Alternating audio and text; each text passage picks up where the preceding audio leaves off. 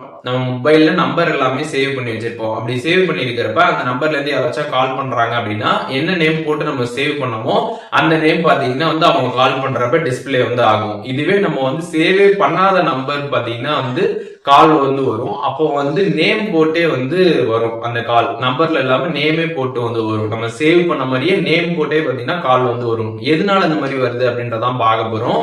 இப்போ இந்தியால பாத்தீங்கன்னா ஒரு ஃபீச்சர் கொண்டு வந்திருக்கிறாங்க.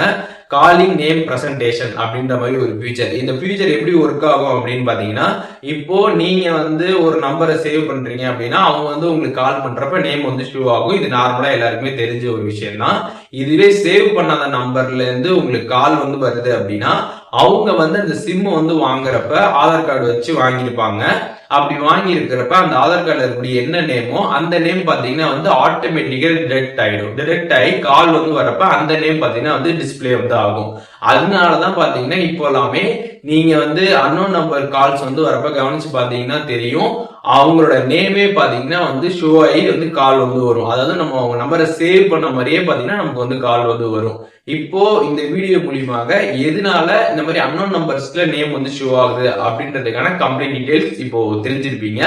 இதற்கு பாத்தீங்கன்னா எந்த விதமான ஒரு ஆப்ஷன்ஸும் நம்மளாம் போய் ஆன் பண்ணணும்னு அவசியம் கிடையாது. நார்மலா கால் வரப்ப அது ஆட்டோமேட்டிக்கா டிடெக்ட் ஆகி உங்களுக்கு ஷோ ஆகும். ஸோ இப்போ இந்த வீடியோ மூலியமாக இந்த காலிங் நேம் பிரசன்டேஷன் அப்படின்ற இந்த ஒரு ஃபியூச்சரை பத்தி கம்ப்ளீட் டீடைல்ஸ் தெரிஞ்சிருப்பீங்க. இதுல டவுட் இருந்துச்சுன்னா கண்டிப்பா கமெண்ட்ஸ்ல மென்ஷன் பண்ணுங்க. எல்லாருக்குமே ரிப்ளை பண்றேன்.